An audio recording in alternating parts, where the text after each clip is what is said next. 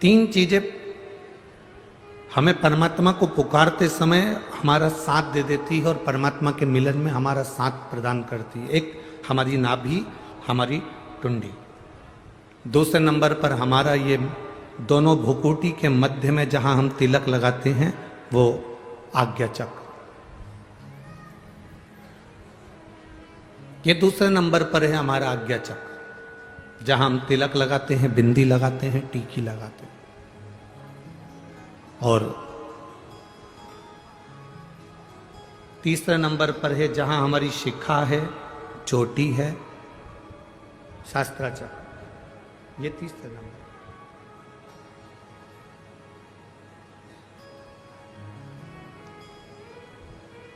जिस समय जो व्यक्ति ज्यादा बीमार पड़ जाता है, बहुत बीमारियों से ग्रसित हो जाता है, बहुत मात्रा में उसको अगर बीमारी ने घेर लिया, तो शंकर जी पे चढ़े हुए जल का 3 जगह पर अगर वो स्पर्श कर लेता है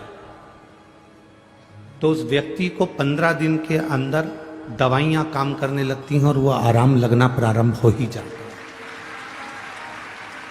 कितना भी बीमार व्यक्ति, डॉक्टर कह रहा है इसका अगर 8 दिन के अंदर फीवर नहीं उतरा, 8 दिन के अंदर इसको आराम नहीं लगा, तो फिर इसको भर्ती करना पड़ेगा। 10 दिन के अंदर इसको आराम नहीं लगा तो फिर इसको हॉस्पिटल भेजना पड़ेगा। 15 दिन के अंदर अगर इसको आराम नहीं लगा तो हमको ये करना पड़ेगा। 3 जगह पर शिव जी के चढ़े हुए जल का स्पर्श कराओ। शंकर जी पे चढ़े हुए जल को लेकर आओ कटोरी में, लोटे में, उसका स्पर्श हमारी नाभि पर हो, उसका स्पर्श हमारे जहां हम तिलक लगाते हैं उस जगह पर 3 उंगली से उसका स्पर्श, ब्रह्मा विष्णु महेश हमारे आज्ञा चक्र पर उसका स्पर्श हो, और उसी जल का स्पर्श हमारे मस्तक पर। आप 4 से 5 दिन लगातार भगवान शंकर पे चढ़े हुए जल का स्पर्श 3 जगह पर करते रहेंगे तो व्यक्ति कितनी भी बीमारी से घिरा हो उसको 15 दिन के अंदर उठकर खड़े होना ही पड़ता है।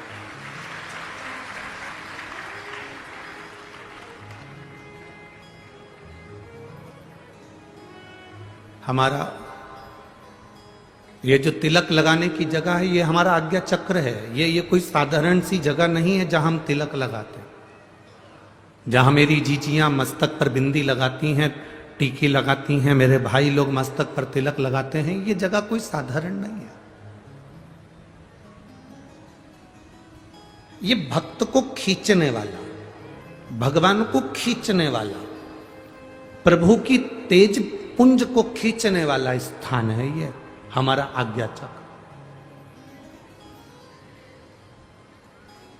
एक लड़की मस्तक पर तिलक नहीं लगाए, उसकी शादी हो चुकी है और माथे पर बिंदी ना लगाए, गले में मंगलसूत्र ना पहने, हाथों में चूड़ियां ना पहने, पांव में बिछुड़ी ना पहने, मांग में सिंदूर ना भरे, और वो स्त्री ऐसे ही घूमे ना, तो कोई भी उसको अपशब्द कह सकता है, कोई भी उसको ताने दे सकता है, कोई भी उसको आड़ा टेढ़ा बोल सकता है।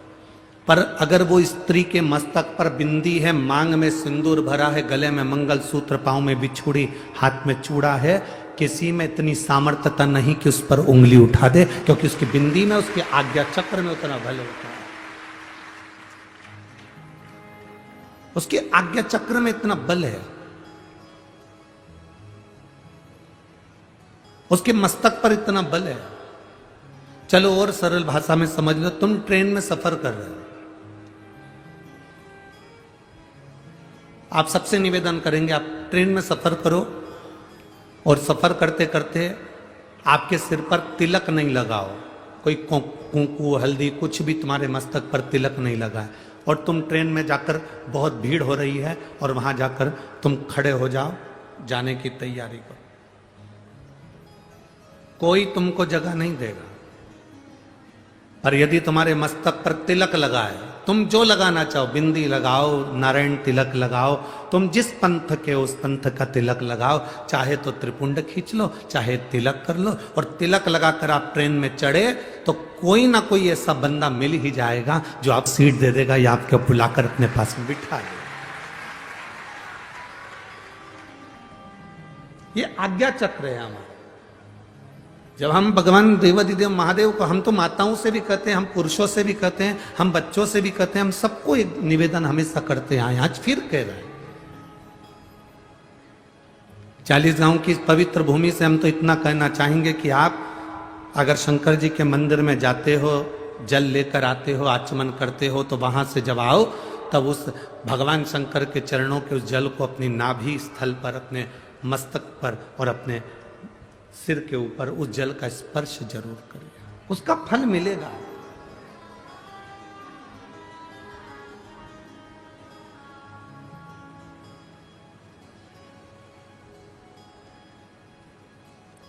उसका एक आनंद अपनी जिंदगी में प्राप्त होगा। क्यों मस्तक पर भस्म लगाते हैं? आखिर शिव जी पे चढ़ी हुई भस्म का इतना प्रभाव क्या है? शंकर भगवान पर चढ़े हुए भस्म का, त्रिपुंड का इतना प्रभाव क्या है? लिंगायत शिव संप्रदाय के अंतर्गत मस्तक पर त्रिपुंड खींचा जाता। यहां अगर कोई लिंगायत शिव संप्रदाय के बैठे होंगे तो उनके स्मरण में होगा। लिंगायत शिव संप्रदाय के अंतर्गत मस्तक पर त्रिपुंड लगाया जाता है। उस त्रिपुंड का भाव क्या है? क्यों, किस लिए? एक कथा बड़ी सुंदर है, आप लोगों ने स्मरण में लिया होगा। दुर्वासा बाबा का जब प्रागट्य हुआ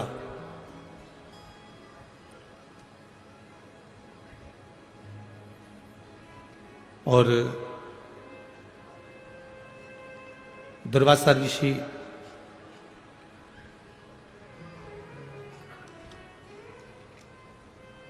कुछ अवस्था धारण करे,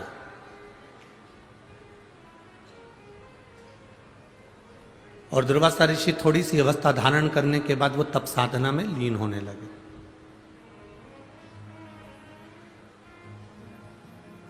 जब दुर्वासा ऋषि जब तप साधना में लीन होने लगे, कुछ अवस्था उन्होंने धारण कर ली, और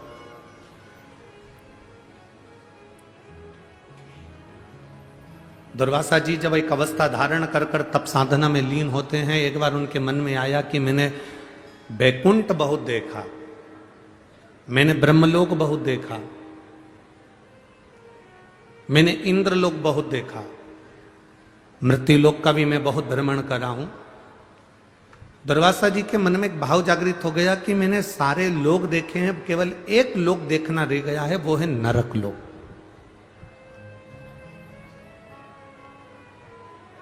केवल एक लोक है, नरक, और उस नरक को मैंने नहीं देखा।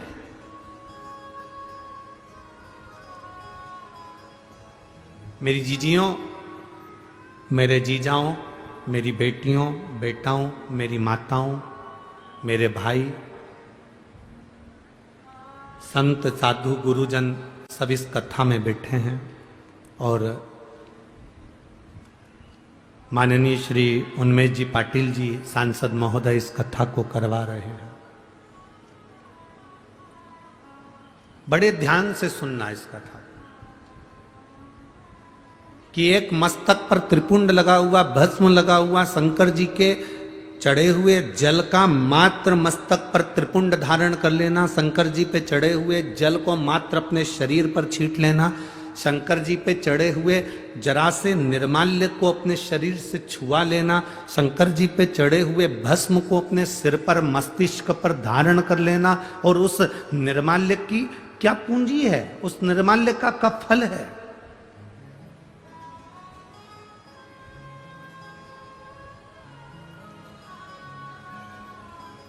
दुर्वासा जी ने विचार करा कि मैंने सब कुछ देखा, मैंने बैकुंठ देखा, इंद्रलोक देखा, ब्रह्मलोक देखा, तलातल, रसातल, मृत्युलोक सब मैंने देखा, पर दुर्वासा जी मन में सोचे कि मैंने केवल नहीं देखा तो केवल एक नरक नहीं देखा, मैंने नरक नहीं देखा, एक बार मुझे नरक देखना। और दुर्वासा जी शिव जी का पूजन करे, त्रिपुंड धारण करे, और त्रिपुंड धारण कर कर उन्हें भस्म का त्रिपुंड लगाकर और दुर्वासा जी नरक में चले गए।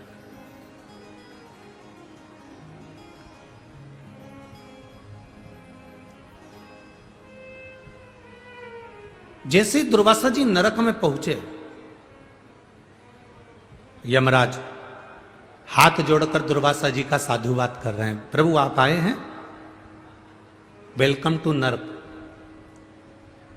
आपका स्वागत है नरक के अंदर, नरक में आपका स्वागत, आपका स्वागत है नरक के अंदर, नरक में आपका स्वागत, आओ पधारो, नरक में आइए। आप स्वर्ग में जाएंगे तो भी स्वर्ग में आपका स्वागत होगा, आप इंद्रलोक जाएंगे तो इंद्रलोक में स्वागत होगा। आप जहां जाते हैं, पृथ्वी पर आपका जन्म होता है, आप पैदा होते हो तो आपके घर के लोग नगाड़े बजाते हैं, फटाके फोड़ते हैं, आतिशबाजी छोड़ते हैं, लड्डू बढ़वाते हैं। तुम जहां जाओगे ना वहां तुम्हारा स्वागत होगा, ये निश्चित है। तुम जहां जाओगे वहां तुम्हारा स्वागत है।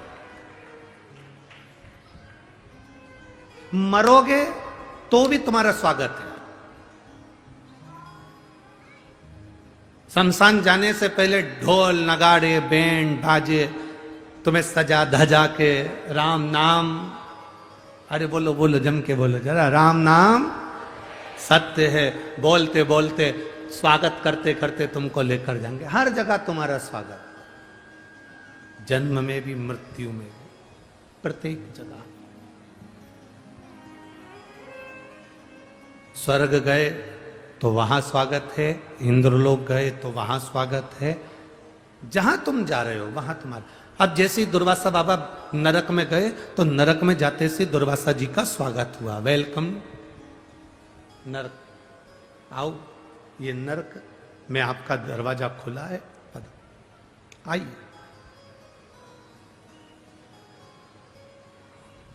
दुर्वासा जी ने नरक में जाकर क्या देखा? कुंभीपाक नरक में पहुंचे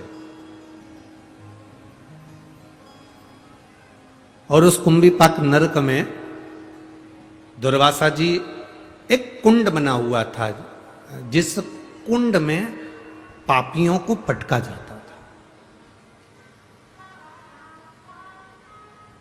उस कुंड में पापियों को गिराया जाता था,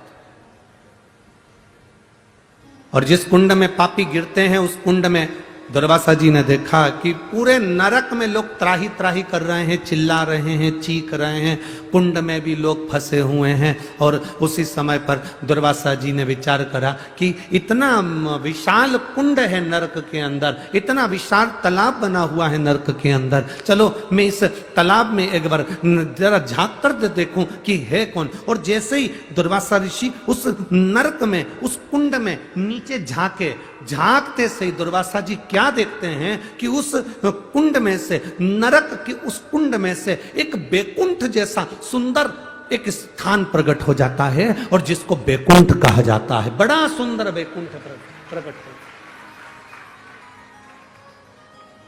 अब नरक और नरक के अंदर कुंड, और कुंड में क्या प्रकट हो गया? जम के बोलो जरा, अच्छा आवाज आना चाहिए हमारी तक कि क्या प्रकट हुआ? बैकुंठ प्रकट हुआ। कितना आश्चर्य है, कितना बड़ा आश्चर्य, जरा विचार करिए।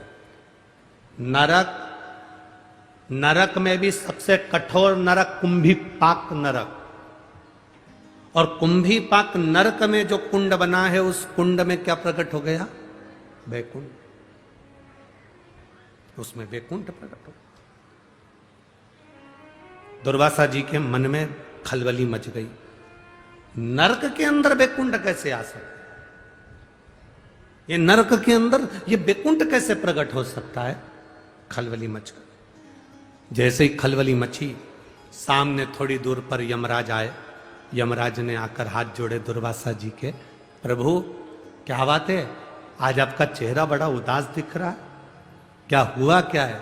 दुर्वासा जी बोलते हैं मेरे को समझ में नहीं आ रहा है कि मैं नरक घूमने के लिए आया था, नरक में भी कुंभीपाक नरक घूमने आया था, कुंभीपाक नरक में कुंड है, उस कुंड में मैंने दर्शन करा, उस कुंड में मैंने जैसे ही झांका, झांकते से ही मैंने जीवों को चिल्लाते हुए सुना था, उसमें जैसे ही झांका, झांकते से उसमें बैकुंठ प्रकट हो गया। समझ में नहीं आता ये बैकुंठ कहां से आया। यमराज हाथ जोड़कर बोले प्रभु दुर्वासा जी कुछ नहीं, बैकुंठ कहां से प्रकट हुआ है मैं आपको बताता हूं। आप शंकर जी की पूजन कर कर अपने सिर पर भस्म धारण कर कर आए थे, जब आप कुंड में झांक रहे थे आपके मस्तक की भस्म उसमें गिर गई थी और उससे बैकुंठ प्रकट हो गया।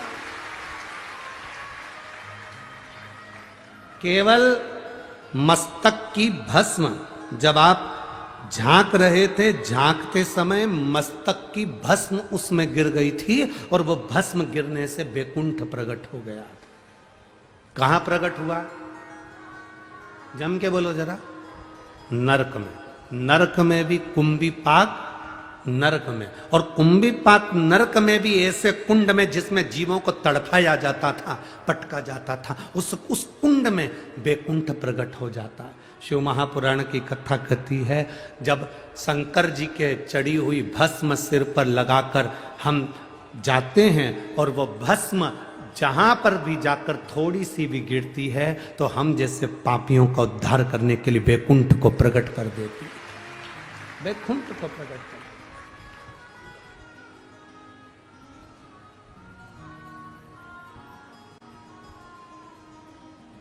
अब जरा विचार करो,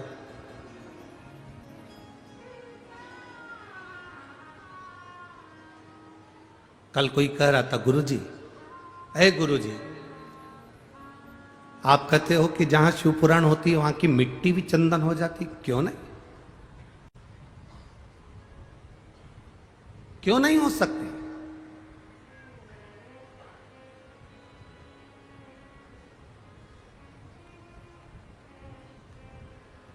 अरे गुरुजी कितनी गंदगी करते हैं लोग, कोई थूक रहा है, कोई मुंह धो रहा है, कोई वॉशरूम करने जा रहा है, कोई ना जाने कितना कितना झूठन पटक देते हैं, कितनी गंदगी हो जाती है, और आप कह रहे हो कि वो मिट्टी चंदन हो जाती है। हाँ, ऐसे कैसे हो सकता है। हमने कहा भाई देख,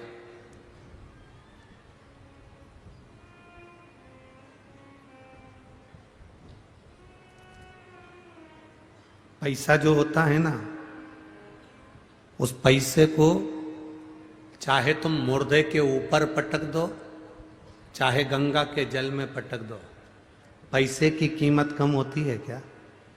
अरे बोलो तो जम के, नहीं होती। उसी तरह मिट्टी मिट्टी है, जिस जगह पर भजन होता है, तप होता है, साधना होती है, मंत्र का उच्चारण होता है, श्री शिवाय नमस्तुभ्यम बोला जाता है, पंचाक्षर मंत्र, नमः शिवाय बोला जाता है, षडाक्षर मंत्र ओम नमः शिवाय बोला जाता है, उस स्थान की मिट्टी अपने आप में वो पवित्र बन जाती है, चाहे वो कैसी भी हो, उसकी पवित्रता प्रबल हो, उसमें गलत कुछ नहीं है, उसमें पवित्रता। और हम तो यहां तक कहेंगे कि आपने देखा क्या, लोगों को थूकते हुए देखा तो तुमने कह दिया, तुमने गंदगी देखी इसलिए गंदगी दिखी।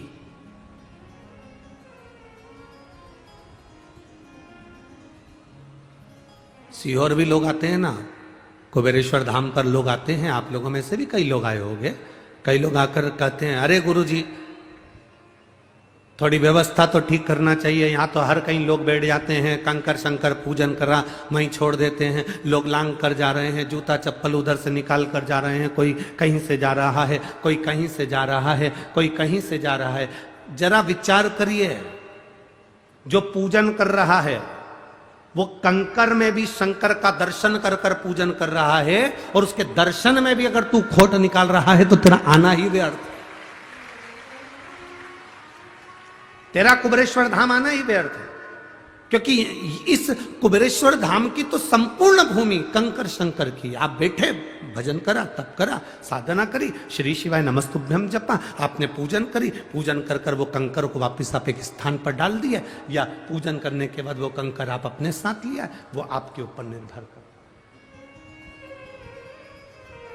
मानो तो मैं गंगा मां हूं और ना मानो तो बहता। ये आपका भरोसा आपके ऊपर निर्भर करता है। उस जल की महत्वता क्या है?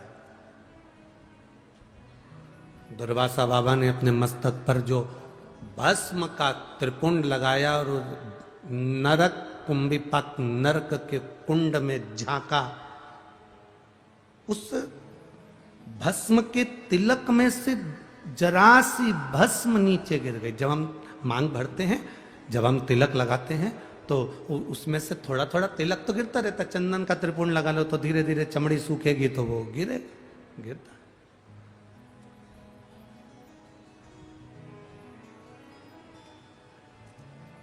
कितना महत्व उसका।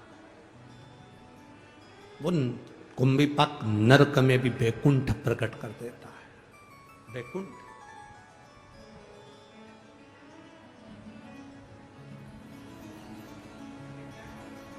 विष्णु पुराण पढ़ी है किसी ने? किसी ने अगर विष्णु पुराण पढ़ी हो तो विष्णु पुराण में लिखा है,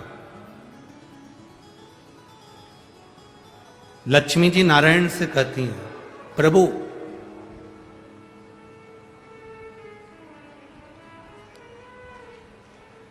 संसार में इतने सारे साधु सन्यासी तपस्वी साधक उपासक भजन करने वाले तप करने वाले सब मरते हैं, प्राण छूटते हैं, सबके। जो आया है मृत्यु लोक में उसको जाना है।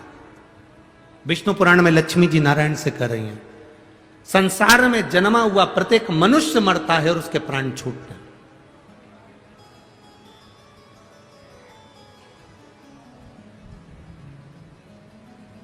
पापी भी मरता है, पुण्य वाला भी मरता है।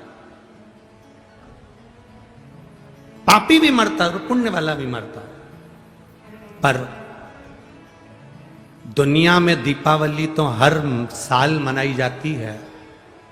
लक्ष्मी जी भगवान नारायण से पूछती हैं कि बैकुंठ में दीपावली कब मनाई जाती है? तो नारायण कहते हैं, जब कोई शंकर का भक्त शिव की आराधना करते करते जल चढ़ाने के बाद मेरे पास पहुंचता है, तब बैकुंठ में दिवाली। उसका कारण विष्णु पुराण में लक्ष्मी जी पूछ रही है कि बैकुंठ में दिवाली, एक शंकर का भक्त आता है और बैकुंठ में दीपावली मनती है। आपका भक्त आता है तो क्या दिवाली नहीं मनती? भगवान कहते हैं नहीं। ब्रह्मा जी का कोई भक्त आता है तो दिवाली नहीं मनती? नहीं। पर शंकर का कोई भक्त प्राण छोड़ने के बाद जब आता है तो बैकुंठ में दिवाली मनती है। तो पूछा, ये बैकुंठ में दिवाली शंकर के भक्त के आने से क्यों मनती है?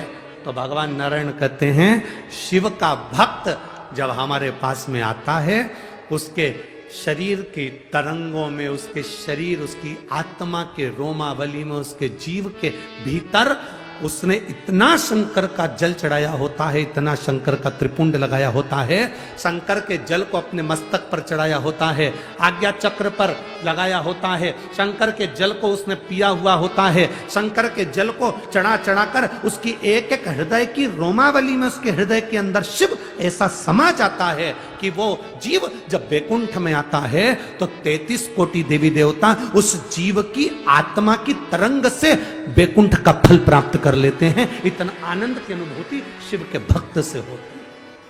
कई लोग ऐसे हैं, हमने गुरुजी 3 महीने से भगवान शंकर को जल चढ़ा रहे हैं, हम इतने दिन से शिव जी की पूजन कर रहे हैं, हमने 5 बार पशुपति व्रत कर लिए, हमने 6 बार ये कर लिया, हम 2 बार यहाँ होकर आ गए, हम 4 बार शंकर जी के मंदिर होकर आ गए, हम 12 ज्योतिर्लिंग के दर्शन कर कर आ गए, हमने ये वाला सोमवार का व्रत कर लिया, हमने पशुपति व्रत कर लिया, हमने भगवान शंकर को जल चढ़ा लिया, मैंने दुर्वा चढ़ा कर देख लिया, मैंने ये चढ़ा कर देख लिया, भगवान मेरी सुनता ही नहीं है। तुम्हारा काम है मैसेज करना, उसका काम है सीन करना। वो देख रहा है और देख कर रख रहा है। समझ लो, वो मैसेज का जवाब मैसेज में नहीं देना चाहता, वो खुद आके तेरे सामने देगा। मैसेज से अगर जवाब देगा तो उसको लगेगा कि मैंने मैसेज में जवाब दे दिया। मैं जिसको प्रेम करता हूं उसको मैसेज से क्या जवाब देना, एक बार उसके सामने बाइक लेके पहुंच जाऊं और फिर जवाब देकर आता हूं, तूने मैसेज करा था, ले उसका यह जवाब है। मेरा नंदी लेके महादेव आ जाए और कहे ले ये इसका जवाब है। हम कहते हैं मैंने 5 बार पशुपति व्रत करे, मैंने 4 बार ऐसा कर लिया। एक पत्र है देखिए, मेरा नाम दीपाली मनोज पाटिल है, मैं गांव कचगांव, तहसील भड़गांव, जिला जलगांव की रहने वाली हूँ। 3 गांव मिला लो। मैं कचगांव भड़गांव तहसील जिला जलगांव की रहने वाली हूँ। कहीं बैठी हो तो हाथ हिला सकती हैं, अगर कहीं बैठी हो तो हाथ हिला सकती हैं। जहाँ कहीं भी बैठी हो, उधर बैठी हैं क्या? अच्छा, हमको नहीं दिख रहे कैमरे वाले भैया, आप देखो, ठीक है। मेरा नाम दीपाली मनोज पाटिल है, मैं गांव कचगांव तहसील भड़गांव जिला जलगांव की रहने वाली हूँ। मेरी शादी को कई साल निकल गए थे, हम इंतजार करते रहे, 1 साल में संतान होगी, 2 साल में होगी, 3 साल में होगी, 4 साल में होगी, 5 साल में होगी। संतान को देखते देखते 10 साल निकल गए, पर संतान का सुख नहीं हुआ गुरुदेव। बहुत डॉक्टरों से इलाज करवाया पर औलाद का सुख नहीं आया। टेस्ट पे भी करवाया, उससे भी बच्चा नहीं हुआ गुरुदेव। फिर किसी ने कहा पशुपति व्रत करो, एक व्रत करा, उससे संतान की प्राप्ति नहीं हुई। हम तो घबरा गए, भगवान हमारी सुन नहीं रहा। हमने दूसरा करा, भगवान ने तब ना सुना। तीसरा करा, हमने भगवान तब ना सुने। हमने फिर सफेद आंकड़े की जड़ का प्रयोग करा और फिर वापिस पशुपति व्रत करा, तब भगवान ने हमारी सुनी और बाबा की कृपा से मेरा गर्भ ठहरा और मेरे घर में अनंत चतुर्दशी के दिन पुत्र रत्न की प्राप्ति हुई। मैं बाबा को नमन कर दूंगा। बच्चा लाई है क्या? बच्चा लाई है? लिया? हाँ लिया लिया। 10 साल के बाद मेरे बाबा ने मेरी गोदी भरी गुरुदेव। आप कहते हो शिव सुनते हैं, बिल्कुल पक्का, बिल्कुल पक्का। ए भाई, मैसेज पर मैसेज किए जाओ, करो मैसेज, भगवान का भजन किए जाओ, उसका स्मरण किए जाओ। जब हम तुम्हारा करा गया मैसेज वो देख रहा है, सीन हो रहा है, मतलब उसने देख लिया है। तुमने जो लोटा भर के जल चढ़ाया वो महादेव ने देख लिया। तुमने जो बेलपत्र चढ़ाई महादेव ने उसको देख लिया। तुमने पशुपति व्रत करा महादेव ने देख लिया।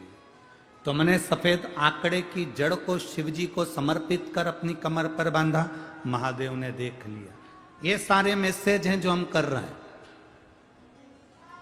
करते जाओ, मैसेज पर मैसेज करते जाओ। एक व्रत में काम ना हो तो दूसरा करो, पर कहना नहीं कि मैं तो कर कर कर थक गई ना। सीन हो रहा है, देख रहा है, वो भले मैसेज में जवाब नहीं देगा, पर ये विश्वास मान कर चलना, एक दिन मेरा महादेव तुम्हारे सामने आकर तुम्हारा कार्य कर जाएगा।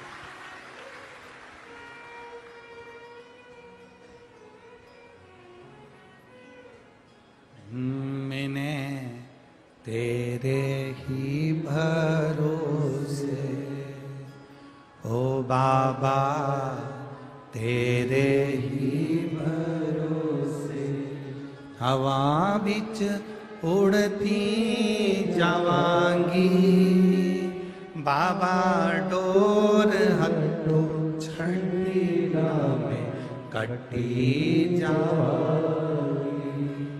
भोले मैं तेरी पत्नी, शंभो मैं तेरी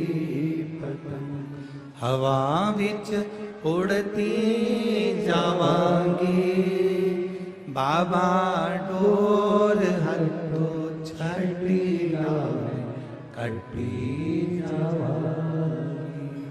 भोले मैं तेरी भजन, शंभो मैं तेरी भजन। अब करे जाओ उसका भजन। तेरे मंदिर में आना मेरा काम है, मेरी बिगड़ी बनाना तेरा।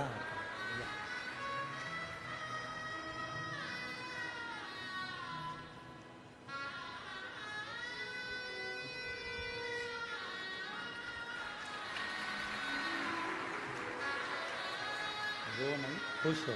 10 साल के बाद दिया तो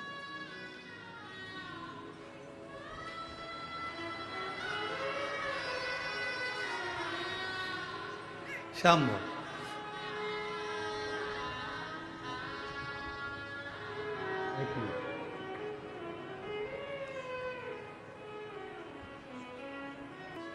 खाली ना जाता कोई दर से तुम्हारे, खाली ना जाता कोई दर से तुम्हारे।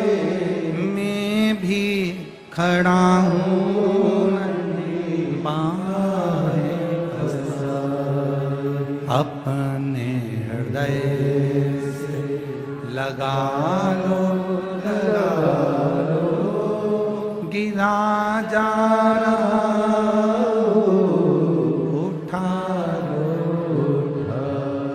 भोले अपने दर से अब तो ना टालो, गिरी जा रही हो उठा लो।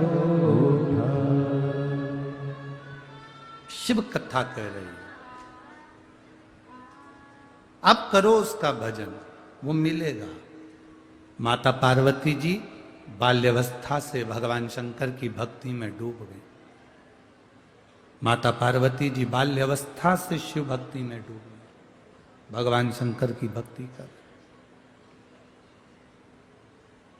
पार्वती जी को शिव जी मिले कि नहीं मिले? बोलो बोलो, जम के तो बोलो। मिले ना? मिलता है।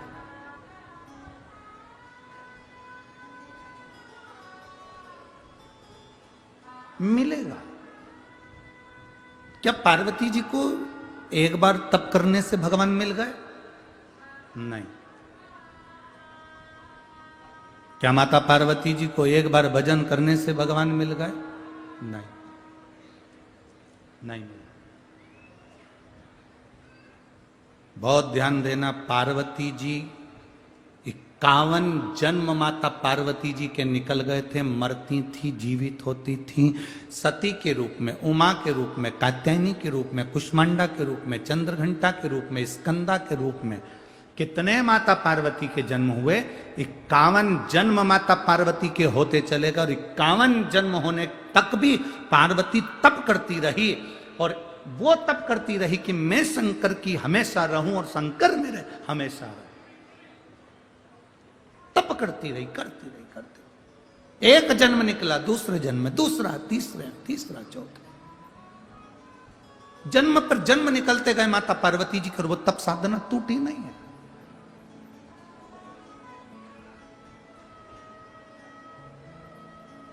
वो तप साधना समाप्त नहीं हुई, लगी रही माता। आप आए नहीं और सुबह हो गई, मेरी पूजा की थाली धरी की धरी रह गई। क्यों नहीं आए? किस लिए नहीं आए? बताते क्यों नहीं? जब हम उसकी अविरल भक्ति को धारण करते हैं तो वह आकर हमारे ऊपर कृपा की छांव, दया की छांव करता ही है। आता है, हाथ की छांव करेगा, गले से लगाएगा, चले जाए। वो आता है, अपनी कृपा की छांव कर कर चला जाता है। कृपा की छांव करी और गया।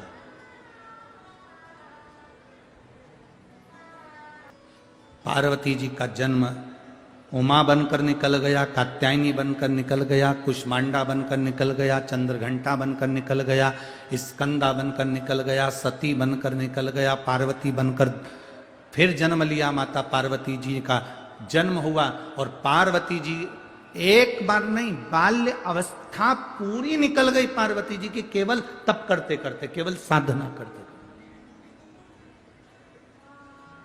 केवल साधना। अभी माननीय सांसद महोदय जी के यहाँ से उनकी धर्मपत्नी श्रीमती संपदा उन्मेष जी पाटिल जी कह रही थी, आप लोगों ने सुना होगा कि हम जब 5-7 वर्ष के थे तब से हरतालिका तीज का पूजन कर रहे हैं, शिव जी का भजन कर रहे हैं, शंकर जी की भक्ति कर रहे हैं। ये शंकर जी की भक्ति का ही फल है जो ये शिव महापुराण की कथा आपको 5 दिन में मिल गई।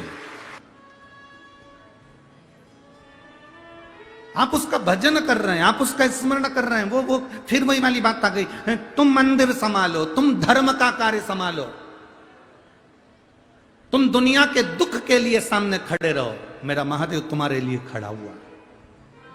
अकाल मृत्यु वो मरे जो काम करे चंडाल कर, काल उसका क्या बिगाड़े जो भक्त हो महा काल का। शिव की आराधना करने वाले को क्या सोचना है। एक पत्र है, देखिए,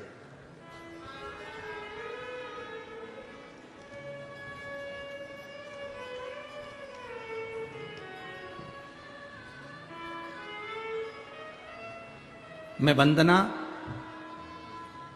फकीरा कुमावत जलगांव शिव कॉलोनी से हूँ। मेरा मोबाइल नंबर ये है, कहीं बैठी हो तो हाथ हिला सकती हैं, कहीं बैठी हो तो हाथ हिला सकती हैं।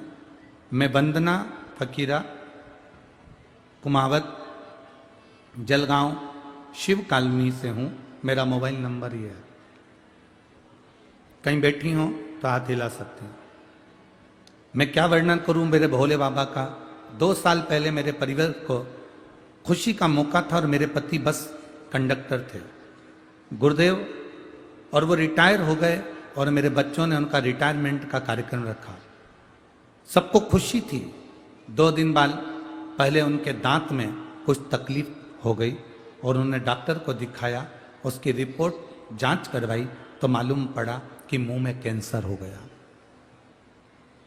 मुंह में कैंसर हुआ, खुशी गम में बदल गई। गुरुदेव डॉक्टर से इलाज करवाना प्रारंभ करा और डॉक्टर ने जब कैंसर की जांच करी तो बताया कि नासिक के कैंसर हॉस्पिटल में जब हमने जांच कराकर मालूम पड़ा तो वो लास्ट स्टेज का कैंसर था। डॉक्टर के हिसाब से कुछ दिन के मेहमान मेरे पति को कह दिया गया। डॉक्टर ने कहा ऑपरेशन करवा लो, पर यह मत सोचना कि ये बचेंगे, ज्यादा से ज्यादा 1 महीना, 1.5 महीना, 2 महीना, उससे ज्यादा का क्रम नहीं। करें क्या? ऑपरेशन करवाया, कीमो करवाया, करवाने के बाद और ज्यादा तकलीफ में फंस गए। बहुत तकलीफ पर तकलीफ आने लगी। इतना तकलीफ हो गया कि उनका दर्द नहीं देखा जाता था और दिन रात तड़पते थे। गुरुदेव, पहली बार मेरे एक रिश्तेदार की बेटी ने मुझसे कहा, दादी आस्था चैनल पर शिव महापुराण की कथा आती है, तुम उसको सुना करो और दादा को भी सुनाओ। मैंने टीवी पर लगाकर कथा को दिया और टीवी पर जब कथा लगाया उसमें पशुपति व्रत के बारे में बताया। मैंने वो व्रत करने का मन में ठान लिया। शिव जी पे जल चढ़ाकर बेलपत्र लाती और पानी लाती और अपने पति को देती। 20 दिन हो गए थे उनको ऑपरेशन कराए हुए, वापस लाए हुए। 2 बूंद पानी भी उनके मुंह में नहीं दे सकते थे। तो पानी कैसे देते? जो शिव का चढ़ा हुआ जल था वो उनके शरीर पर लगा देते और बेलपत्र उनके पास में रख देते। एक रिश्तेदार को सीहोर भेजा, वहां से रुद्राक्ष बुलवाया, उसको गलाकर पानी देना प्रारंभ करा। डॉक्टर के हिसाब से इनकी उम्र केवल थोड़े से महीने की थी। आज मैं बाबा के चरणों में बड़ी खुश होकर प्रणाम करने के लिए आई हूं कि मेरे बाबा ने मेरा सुहाग वापस लौटा दिया और उनकी उम्र बढ़ी और आज वो अच्छे हैं और कथा के मंडप में ही बैठकर कथा सुन रहे हैं। मैं बाबा को यहाँ प्रणाम करने के लिए आई हूँ। कहीं बैठे हो तो हाथ हिला सकते। पीछे हैं क्या? हाथ हिला दो एक बार वापिस। हाँ ठीक है, दिखे हो। साथ में भैया आए हैं जिनका ऑपरेशन हुआ था कैंसर का, कैमरे से देखिए, उनके फोटो उन्होंने लगाए। पहला फोटो जो मुख में कैंसर हुआ है,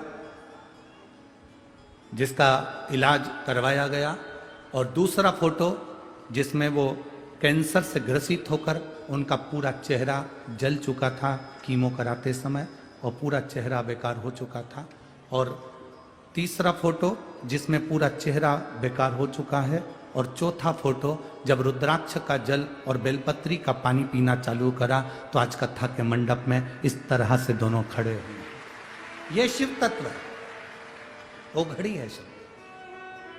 अगर आए हो तो एक बेलपत्री अवश्य लेकर जाना, और वो स्वयं भी आए हो तो आकर एक बेलपत्री ले जा सकते हैं। अगर शरीर ठीक है, चलते बने तो जरूर आए। शंभु शिव कथा कहती है, उसमें एक लाइन लिखी उन्होंने, डॉक्टर ने कह दिया था केवल महीना, इससे एक दिन ऊपर नहीं, पर शिव शिव है, और तेरी कृपा बिना न हिले एक भी अणु, लेते हैं श्वास तेरी कृपा से तनु। हम उसका गुणगान करें और उसको स्मरण ना आवे।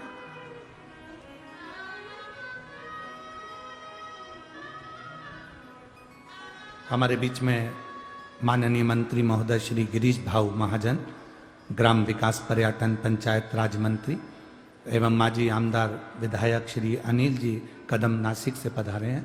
मैं आमंत्रित करता हूं दोनों आके व्यासपीठ का पूजन करें। पधारें। शिव तत्व है, शंभु ओघड़ी है।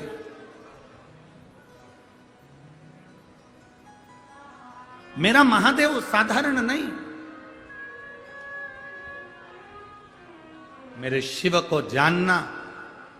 40 गांव वालों, 40 गांव के मेरी बेटियों, मेरी माताओं, मेरी जीजियों, मेरे जीजाओं, मेरी बहनों, मेरे बेटाओं, मेरी माताओं, इतना अपने स्मरण में रखना। अगर 40 गांव तक ये कुबेरेश्वर महादेव सीहोर से अगर 40 गांव तक आया है तो तुम्हारे लिए कुछ ना कुछ अच्छा करने के लिए ही आया है, आता ही नहीं।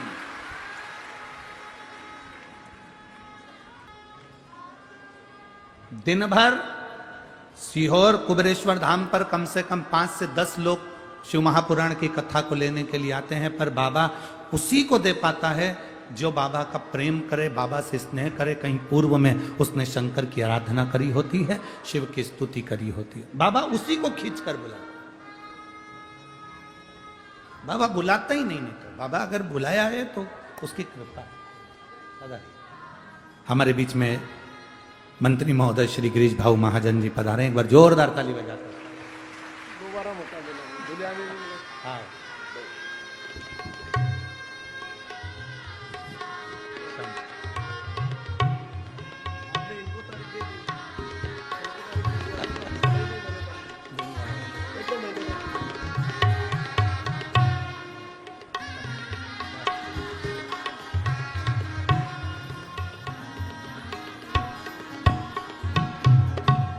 शिव कृपा ऐसी, बिना शंकर की कृपा के कुछ नहीं हो सकता। रोज प्रतिदिन कुबेरेश्वर धाम पर भक्त आते हैं, गुरु जी कथा, भैया आशीष भैया कथा, समीर भैया कथा, पर कथा कहीं पूर्व का हमारा पुण्य प्रकट होता है, कहीं पूर्व का हमारा पुण्य प्रबल होता है, तब जाकर ये शिव महापुराण की कथा हमारे जीवन में हमको प्राप्त होती है, जैसे 40 गांव वालों को मिली है। हमारा प्रारब्ध, हमारा पूर्व का किया गया अच्छा कर्म, हमारे पूर्व का करा गया कुछ अच्छा कार्य शिव महापुराणों को लेकर आता है। आप प्रयास कर लो, अथक नहीं आ सकते। महाराज पार्वती जी ने भगवान शिव की आराधना पर आराधना करी, पूरा समय माता पार्वती जी ने शंकर जी में लमा दिया, पूरा समय। जितना समय था माता पार्वती जी ने शिव जी में लगा दिया, पूरा समय।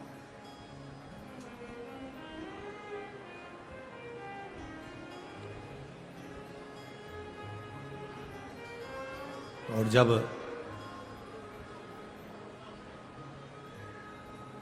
भगवान देवादिदेव महादेव प्रसन्न हो गए पार्वती पर, प्रसन्न, पार्वती जी शिखर पर बैठकर तप कर रही हैं और महादेव पार्वती से मिलने के लिए हिमालय राज के महल में पहुंच गए, नगर में।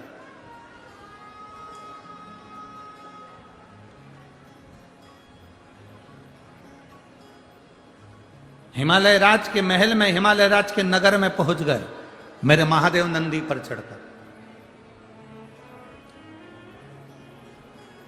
और हिमालय राज के महल में पहुंचकर ऊपर पर्वत पर मां अंबा, जगतधात्री मां दुर्गा, माता पार्वती, मां जगतजन, और नीचे मेरे देवादिदेव महादेव खड़े हैं, मेरे शंकर भगवान, मेरे ओघड़ी, मेरे शंभू खड़े हैं।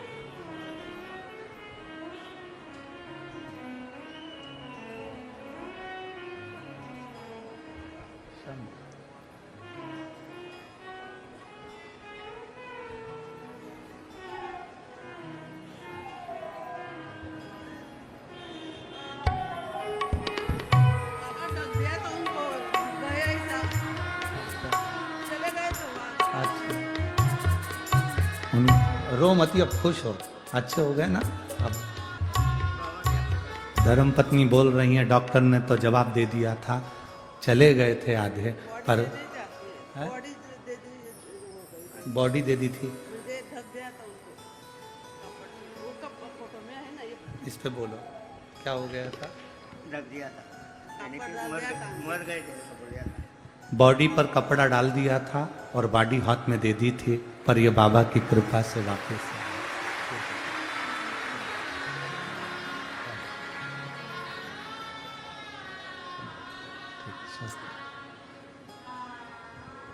अरे लुटा दिया भंडार काशी वाले ने, कर दिया माला काशी वाले। ये शिव कृपा है, शंकर की उदारता है, शिव करुणा से।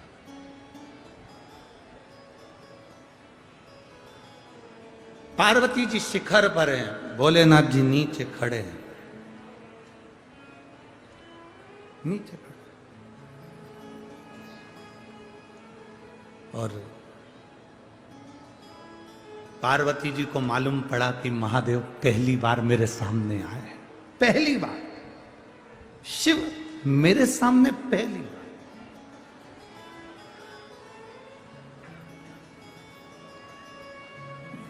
एक अंदाजा लगाना थोड़ा सा, जिसको तुम दिल से चाहते हो, जिसको तुम दिल से चाहते हो, जिसके तुम दिल से वो क्या कहते हैं, दिल से फैन हो, फैन हो कि फ्लावर हो, तुम तुम्हारी जनो है, तो तुम जिसको दिल से चाहते हो और अचानक वही व्यक्ति तुम्हारे सामने आ जाए, अचानक तुम्हारी आंख में आंसू आएंगे कि नहीं आएंगे? जिसको इतने समय से पुकार रही हूं, जिसको इतने समय से बुला रही हूं, जिसको पुकार पुकार कर मैं थक गई और इतने समय से मैं इंतजार कर रही हूं और वो मुझे आज मिला, आंखों में आंसू भर जाते हैं, आंख में आंसू भर जाते हैं।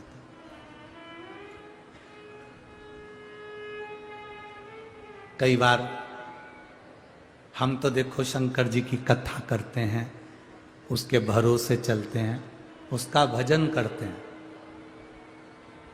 कई माताएं, कई भाई, कई बच्चे ऐसे होते हैं हमारे पास में भी आते हैं तो उनकी आंखों में आंसू आ जाता है।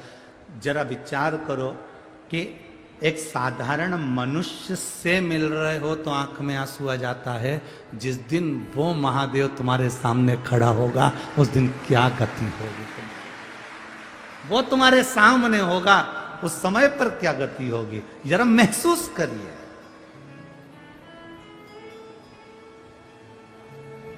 जरा महसूस करो। मेरे भोले तेरा सहारा है, मेरे भोले तेरा सहारा है, मेरी नैया का तू किनारा है, मेरी नैया का तू किनारा। जरा विचार करना कि वो एकदम सामने आ जाए, जिसको तुम चाहते हो वो एकदम तुम्हारे सामने। और आज भगवान राम की प्राण प्रतिष्ठा महोत्सव के उपलक्ष्य में जो शिव महापुराण की कथा 40 गांव में चल रही है, यहां अपने भरोसे पर और अपने विश्वास पर कह सकता हूं, अगर तुम शंकर जी को एक लोटा जल चढ़ाते हो, एक बेलपत्र समर्पित करते हो, तो तुम्हें अपनी लाइफ में एक बार महादेव सामने आकर दर्शन जरूर देगा, निश्चित। वो बहन अभी क्या कह के गई कि इनके ऊपर कपड़ा उड़ा दिया गया था, बॉडी दे दी गई थी हमको, बॉडी दे दी, कपड़ा उड़ा दिया, प्राण छूट चुके थे, पर एक विश्वास अंदर था कि मेरा महादेव आएगा। और अंत समय प्रभु आना पड़ेगा, वचन दिया तो निभाना पड़ेगा। शिव हमारा आएगा, शंकर हमारा आएगा, ओघड़दानी आएगा। आप लोगों में से कितने लोग हैं जिनको कभी डॉक्टर सिस्टर ने इंजेक्शन लगाया? वैसे तो बचपन में सभी को लगे होंगे, पहले तो हमारे स्कूल में आ जाते थे लगाने वाले। अरे बोलो तो जम के, सही है कि गलत है? आप में से कितने लोग हैं जिसको इंजेक्शन लगा? आप इंजेक्शन वाले के पास जाते हो ना, तो वहां जाकर पूछते हो क्यों, वो नर्स है क्या, वो सिस्टर है क्या? किसी सिस्टर से तुम्हारी पहचान होती है, तो तुम जब इंजेक्शन लगवाते हो तो उसको कह देते हो, जी तुझे मालूम है ना मेरे को दर्द बहुत होता है ना, ध्यान रखना। सिस्टर कहती है कैसी बात करती हो भाभी, मैं तो तुम्हारी परिचित, तुम्हारे यहाँ 3-4 बार चाय पी आई, चिंता मत करो, मैं धीरे से एकदम पतली वाली सुई निकाली, पतली सी। और अगर तुम्हारी पहचान नहीं होती तो चलो, पहचान ही नहीं है, और जो लगाई 8 दिन तक हाथ गेंदा फूल हो गया। और जो पहचान वाली ने सुई लगाई तब उसने तुरंत पूछा क्यों भाभी, मालूम पड़ा? अरे जी बिल्कुल नहीं मालूम पड़ा, रही एकदम अचानक पतली वाली सुई, और एकदम मैंने ऐसा मल दिया, और तुमसे कहा ना ऐसा मल लेना, एकदम बढ़िया। बस पहचान का यही अंतर होता है, तुम्हारी पहचान साधारण व्यक्ति से नहीं है, तुम्हारी पहचान महाकाल से है, कालाधिपति से है। तुम्हारी पहचान काल अधिपति महाकाल राजा से है, जिसके काल भी अधीन है, यमराज भी जिसके अधीन हो जाता है वो महाकाल है। थोड़ा दुख आएगा, तकलीफ आएगी, कष्ट आएगा, रोग आएगा, बीमारी आएगी, हमारे कर्म का दंड हमको भोगना पड़ेगा। सियोर वाला महाराज कभी ये नहीं कहता कि तुम्हें दुख नहीं आएगा, आएगा। संसार में पैदा हुए हो तो तकलीफ तो आएगी, दुख भी आएगा, कष्ट भी आएगा, पर इतना याद रखना, इंजेक्शन लगवाना है, तकलीफ तो होगी, चाहे मोटी सुई हो चाहे पतली सुई हो, पर लगाने वाला जरा अगर ठीक है, अच्छा है, तो मालूम नहीं पड़ेगा, चिड़िया उड़ी फुर फुर, इंजेक्शन लग गया भुर, धड़ से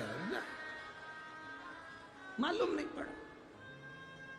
उसी तरह अगर तुम शिव जी को एक लोटा जल चढ़ा रहे हो, तुम्हारे जीवन में दुख आया, बीमारी आई, तकलीफ आई, रोग आया, कष्ट आया, जिंदगी में जब जब तकलीफ आएगी, तुमने अगर एक लोटा जल चढ़ाया है तो तुम्हारी पहचान सिस्टर से है, और वो शंकर जी से तुम्हारी पहचान है, तो घबराना मत। हॉस्पिटल अपने पहचान का, डॉक्टर अपने पहचान का, सिस्टर अपने पहचान की। बीमारी आई, तुमने एक लोटा जल चढ़ाया, भरा और ले जाकर पिला दिया, एक बेलपत्र ले जाकर खिला दी, बस इतने में तो तुम्हारा विश्वास पक्का था, बाबा ये मेरा ठीक करेगा, और ठीक हुआ। ये होता है विश्वास, ये होता है भरोसा, ये होती है दृढ़ता।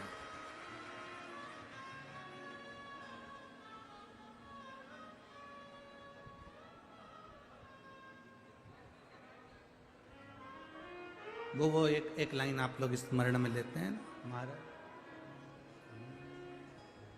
तेरा साथ है तो मुझे क्या कमी है, अंधेरों से भी मिल रही रोशनी।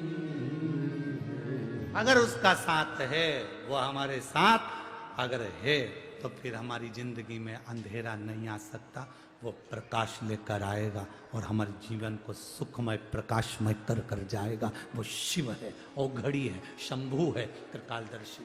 एक नियम अपनी जिंदगी में बनाओ, शंकर जी के मंदिर में जाना, एक लोटा जल चढ़ाना, पानी गिरे तो भी शंकर के मंदिर जाओ, गर्मी हो तो भी शंकर के मंदिर जाओ, और ठंड पड़े तो भी शंकर के मंदिर जाओ।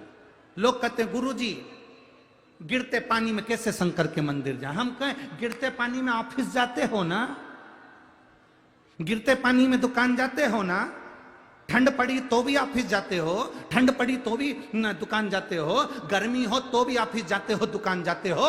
जब अपने ऑफिस अपनी दुकान नहीं जाएंगे तो फिर अपने को कुछ मिलेगा कैसे? उसी तरह गर्मी हो चाहे ठंड हो चाहे बरसात हो, शंकर का दरवाजा नहीं छोड़ना, चाहे कितनी भी तकलीफ आए जिंदगी में, उसके द्वार जाओ, प्रसन्नता में जाओ। पार्वती मैया पर्वत से नीचे दौड़ती दौड़ती आ रही है, शंकर भगवान नीचे खड़े थे, स्तुप्त हो गई मां पार्वती शिव को देखकर, स्तुप्त। पहली बार जिसको पाने के लिए पूरी जिंदगी निकाल दी, वो मेरे सामने खड़ा, मेरे साथ।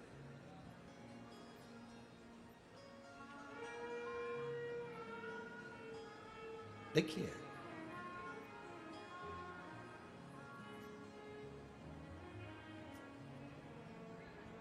भविष्य नहीं बदल सकते, मत बदलो। आप भविष्य नहीं बदल सकते, मत बदलो, अपनी आदत बदल लो।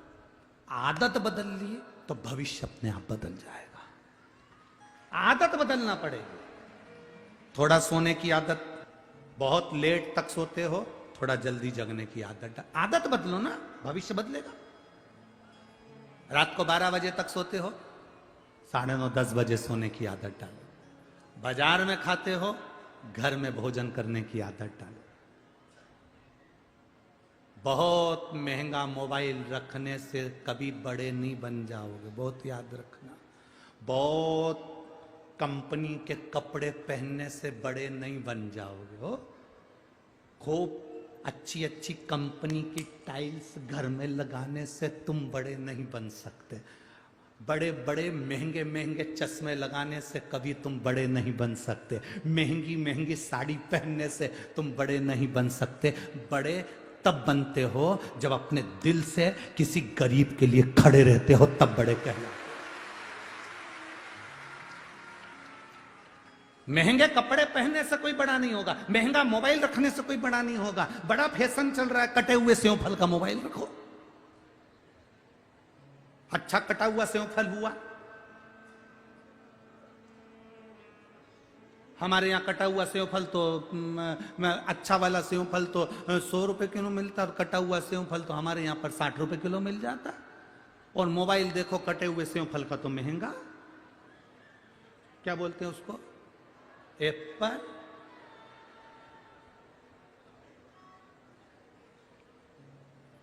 इतना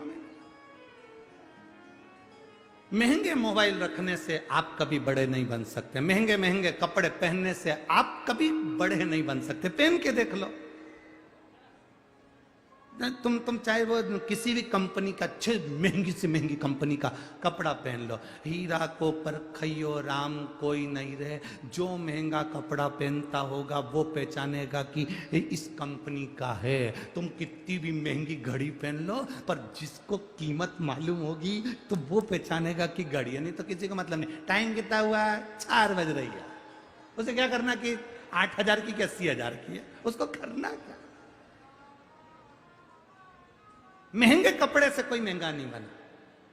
कितना भी अप टू डेट बनकर घूम लो, आखिरी में जब मरोगे जो कपड़ा तन पर ओढ़ाया जाएगा अगर तुम लिख के जाओगे वसीयत में कि रिमांड का उड़ाना या फिर इस कंपनी का उड़ाना तो उड़ाएंगे, वरना भैया चले गए, कपड़ा दे दो। उसने ये भी नहीं पूछा हाइट कितनी है। मुर्दे की हाइट कपड़े वाले को परमानेंट मालूम है। उसने काटा, घड़ी भी नहीं बनाया, ऐसा लपटा दे दिया, ले जाओ उड़ा दो। अब जो इतना कीमती कीमती सामान पहनता था, आधी रात को मरा, गले में सोने की चेन थी, घर के लोगों ने वो भी नोच के रात को ही निकाल, और धीरे से अंदर से आवाज आ रही, पिताजी के गद्दे रजाई कम्बल बाहर पटक दो। और फिर रो रहे, पटक दो बाहर। इतने में छोटे से बच्चे ने कहा, माँ पिताजी के कपड़े बाहर क्यों पटक रहे? बेटा पिताजी मर गए तो उनके कपड़े बाहर पटक रहे। इतने में बच्चे ने कहा, वो रात को चेन निकाली थी, वो रात को जो चेन निकाली थी वो भी तो पटको। इतने में मां ने दो दिया, चुप। सोने की चेन पटकते हैं, कपड़े पटकते हैं, चद्दर पटकते हैं, चटाई पटकते हैं, सामान पटकते हैं जो उनका यूज करा। चेन तो पिताजी चेन भी तो यूज करे थे, वो क्यों नहीं? वावारी दुनिया मतलब की दुनिया में किसी का इसलिए निवेदन बार बार कर रहे हैं कि अपने ऊपर खर्च करना सीखो, अपने ऊपर। मरने के बाद तो लोग 13 ब्राह्मण को भोजन कराएंगे ही सही, पर अपने जीते जी कुछ ऐसा कर जाना कि भूखे को भोजन कराकर चले जाना, तो जिंदगी भर सार्थक।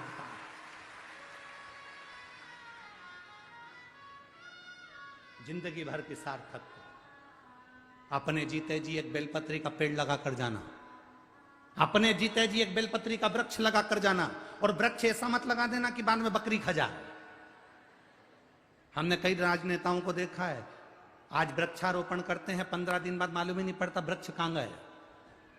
इतना बड़ा फंक्शन करा, अखबार में फोटो छप गए, वृक्षारोपण वृक्षारोपण वृक्षारोपण, 15 दिन बाद मालूम पड़ा बकरी खा गई उन वृक्षों को। ऐसा वृक्ष ना लगाइए। अपने घर में बेलपत्री का वृक्ष लेकर आइए, पौधा लेकर आइए, उसको बड़ा करो जैसे बेटी को बड़ा करते हो। बड़ा करने के बाद कहीं अच्छी जगह पर जहां पानी तुम रोज डाल सको, जब तक पौधा बड़ा ना हो जाए तब तक उसको रोज पानी डालो। जैसे शंकर जी को जल चढ़ाने जाते हो वैसे बेलपत्री को जल चढ़ाने जाओ, और पानी चढ़ाते चढ़ाते उस बेलपत्री के पौधे को बड़ा कर दो। क्यों? क्योंकि तुम्हारे जाने के बाद तुम भले चले जाओगे, तुम्हारे हाथ की लगी हुई बेलपत्री के पौधे में से बेलपत्री टूटकर महादेव को लगती रहेगी, तुम्हारा जीवन सार्थक होता रहेगा। मरने के बाद भी एक काम अच्छा कर कर जाओ कि तुम्हारे हाथ की बेलपत्री महादेव को चढ़ती रहे। तुम भले ना रहो पर वो बेलपत्री शिव को चढ़े। ऐसा कर कर जाइए। अपने कर्मों को अच्छा करते चलो, श्रेष्ठ कर्म करते चलो, अपनी जिंदगी को सार्थक करते चलो। कोई मंदिर का निर्माण हो रहा है, कोई मंदिर बन रहा है, कोई सत्कर्म हो रहा है, कोई बड़ा अपने शहर में, गांव में, नगर में, कॉलोनी में कोई बड़ा मंदिर बन रहा है, बन सके उसमें 1 ट्राली ईंट पटक दो, बन सके 1 ट्राली रेत पटक दो, बन सके 2 सीमेंट की बोरी पटक दो। नहीं बन सके तो मंदिर बन रहा है तो उसमें टांग मत अड़ाओ। अच्छा काम हो रहा है ना, मंदिर में ही लग रहा है ना, तो उसको बन सके तो अच्छा करिए, उसमें टांग मत अड़ाओ। अगर तुमने बनते हुए मंदिर में भी टांग अड़ा दी तो तुम्हारी जिंदगी बेकार है। तुम माता के गर्भ से जन्मे जरूर हो, पर माता और पिता को लज्जित करने वाला कर्म करते हो। तुम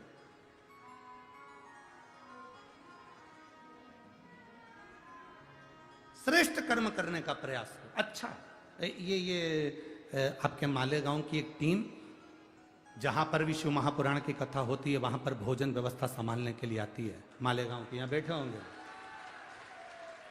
खड़े हो जाओ जरा। इनके कम से कम एक माताएं ऐसे, इनके कम से कम 100 से 125 लोग ऐसे हैं जो कहीं पर भी शिव महापुराण की कथा होती है और वहां फोन लगाकर पूछते हैं, सेवा की जरूरत हो तो हम लोग आ जाएं। निस्वार्थ, कोई पैसा नहीं, कोई किराया नहीं, कोई भाड़ा नहीं, कोई जाना नहीं, कोई आना नहीं। तुम्हारी ना गाड़ी चाहिए ना भाड़ा चाहिए, अपने खर्चे से आते हैं, सेवा करते हैं और चले जाते हैं। तुमसे एक ना सामान मांगते हैं ना कभी सम्मान मांगते हैं। कभी इस मंच के ऊपर भी इनका कोई व्यक्ति को नहीं देखोगे कि इनका सम्मान हुआ। आते हैं, सेवा करी, चले जाते हैं। ये भगवान की इनके ऊपर कृपा है। बैठो भाई बैठो, शिव तत्व है इनके ऊपर, शंकर की कृपा है। बन सके अच्छा करो, बन सके सेवा करो, बन सके श्रेष्ठ कर्म करो, वो सेवा हमारी जिंदगी में हमारे सामने जरूर आएगी। मत बुरे कर्म कर बंद वरना पछताएगा, भगवान की आंखों से तू बच नहीं पाएगा, तू बच नहीं पाएगा। अरे वो अज्ञानी मत करना, अरे ओ अज्ञानी मत करना। या कौन है संसार में ऐसा? किसको पुकारे हम? पार्वती जी शिव जी का दर्शन कर रही है, सामने शंकर है, अवघड़ी, और शिव का डमरू डम डम बोले, अगम निगम के भेद ये बोले।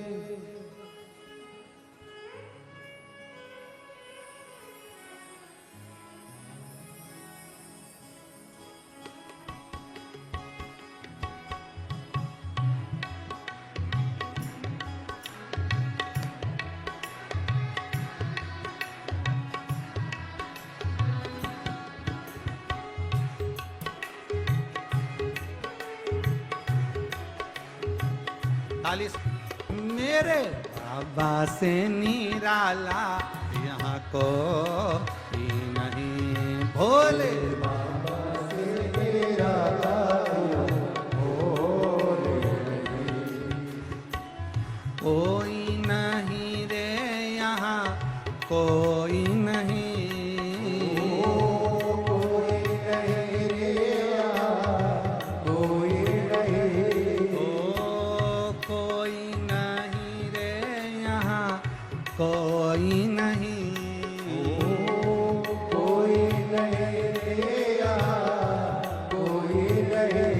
भोले बाबा से निराला यहाँ कोई नहीं, भोले बाबा से निराला यहाँ कोई नहीं। शंभो बाबा से निराला यहाँ कोई नहीं, शंभो बाबा से निराला यहाँ कोई नहीं।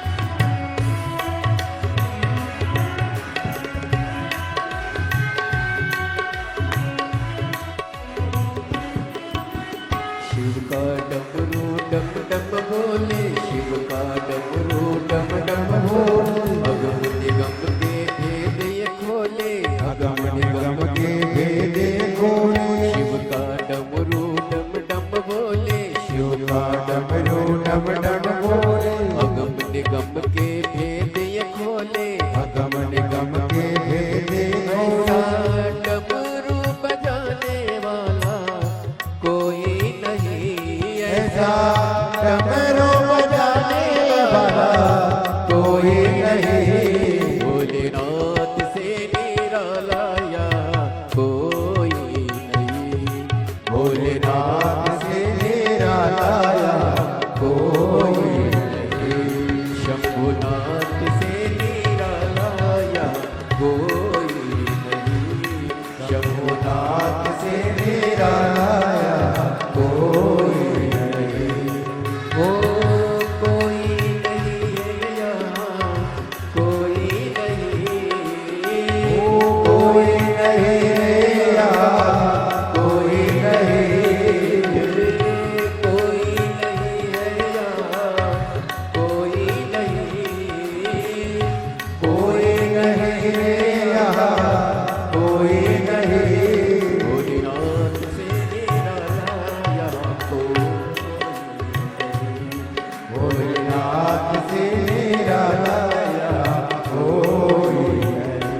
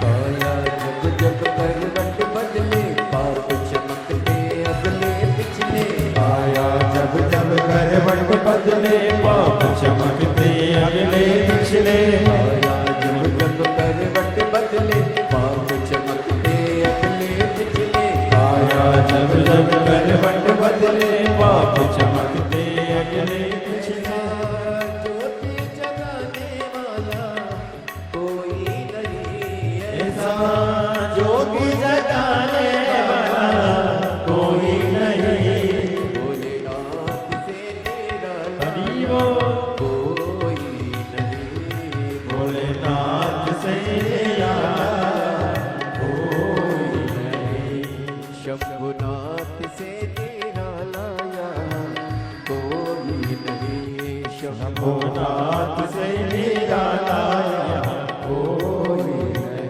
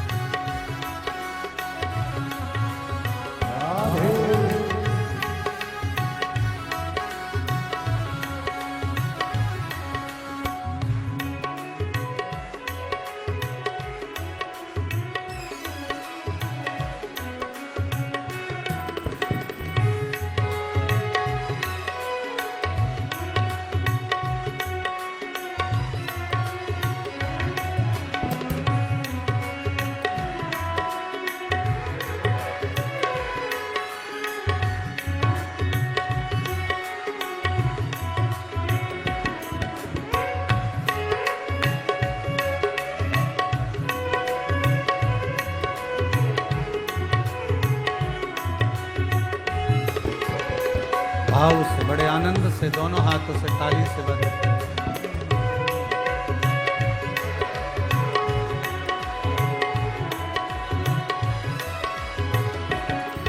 भोलेनाथ से निराला यहाँ कोई नहीं, भोलेनाथ से निराला कोई नहीं। ओ कोई नहीं रे यहाँ कोई नहीं, कोई नहीं रे यहाँ कोई नहीं। ओ कोई नहीं रे यहाँ कोई नहीं,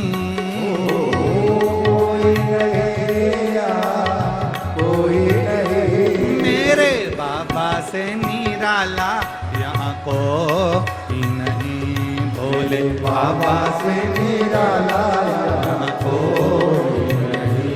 भोले बाबा से निराला यहाँ कोई नहीं, भोले बाबा से निराला यहाँ कोई नहीं। शंभो बाबा से निराला यहाँ कोई नहीं, शंभो बाबा से निराला यहाँ कोई नहीं। हार हार महादेव। अपने स्थान पर बैठकर भगवान शिव जी से अपने मन की बात बड़े भावों के साथ प्रार्थना करें। जहाँ जगह मिले वहाँ बैठकर बोलें, बाबा से प्रार्थना करें। बहुत दूर दूर से आप लोग आए हैं, भगवान शिव से अपने मन की बात बड़े भाव के साथ दिल से प्रार्थना करें।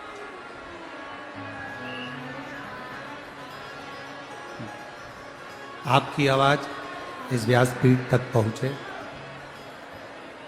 बड़े भाव से प्रार्थना करिएगा। जहां जगह मिले वहां बैठकर बोलिएगा।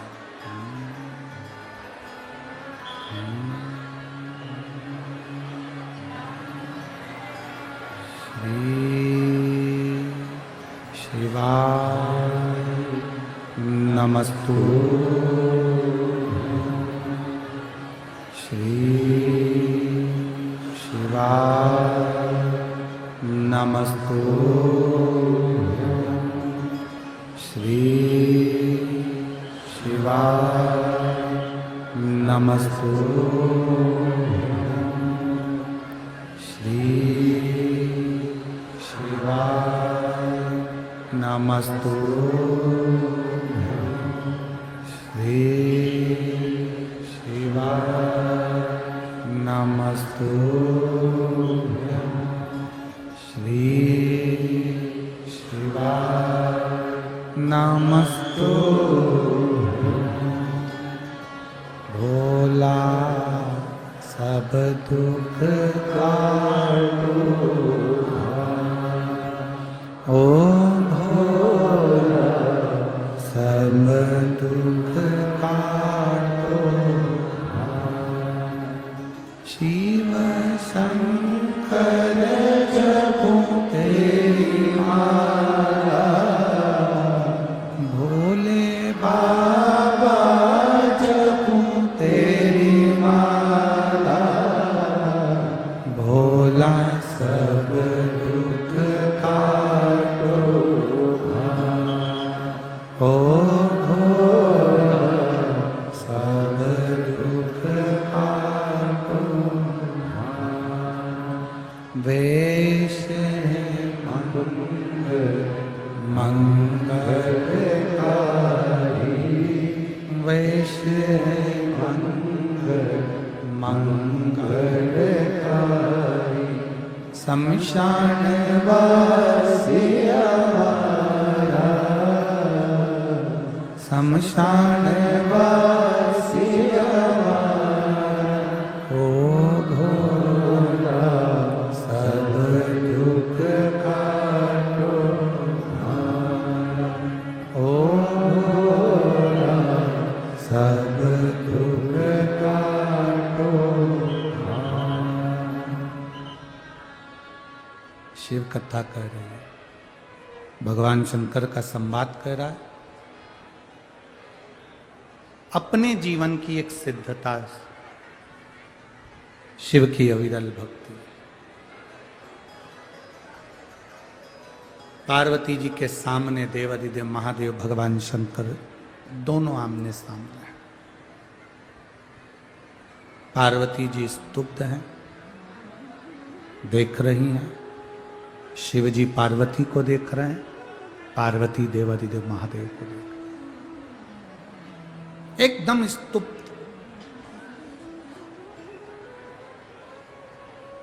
एक बिंदु हो जाना, स्थिर हो जाना।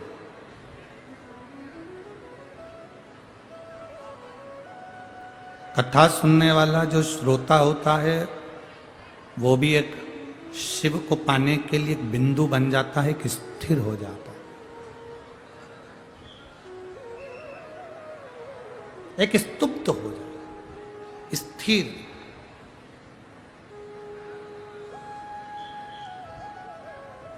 शंकर भगवान ने कह दिया ये पार्वती के साथ हमारा विवाह होगा। विवाह की तैयारी हुई। शंकर भगवान नंदी पर सवार होकर पार्वती जी को ब्याह करने के लिए गए। आप सबसे एक प्रश्न है, एक उत्तर दोगे? बोलो तो दोगे। सबसे पहली बारात संसार में, बारात का चलन, सबसे पहली बारात किसकी निकली थी?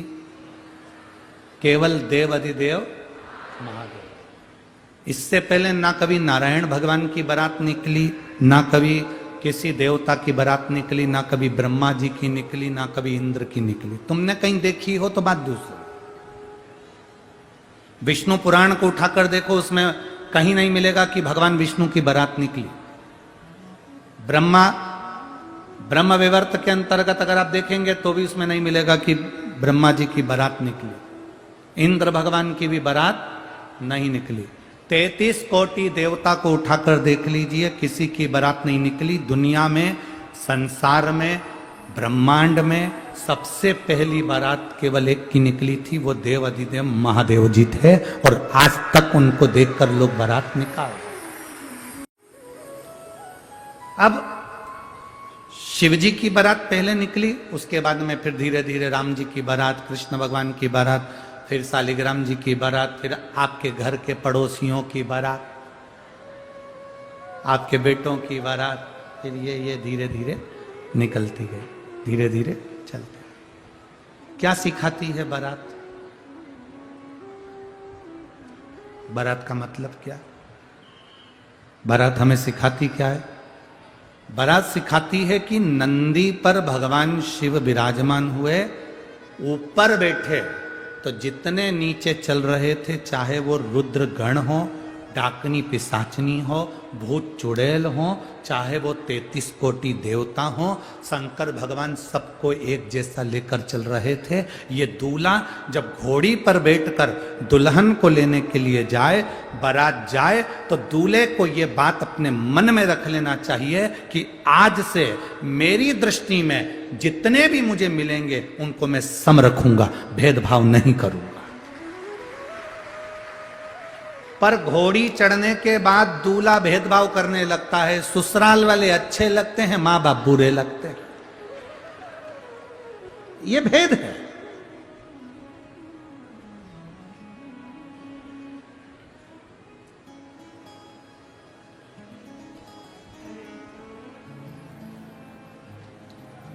दूल्हे को क्या कहते हैं?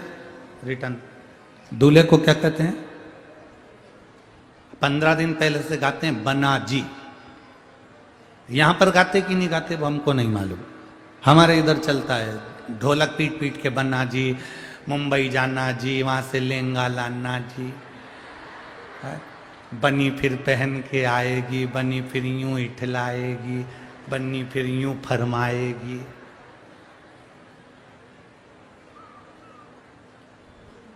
ये गोटेदार लहंगा। अब बोले हमारे यहाँ भी गाते हैं 15 दिन पहले बना जी, बनी जी, लड़की के यहाँ बनी और लड़के के यहाँ बना जी, गाते रहते हैं। बना बनी गाते। बना 15 दिन पहले से बना जी बना जी बना जी इसलिए गाया जाता है कि जैसी मिले बना के चलो।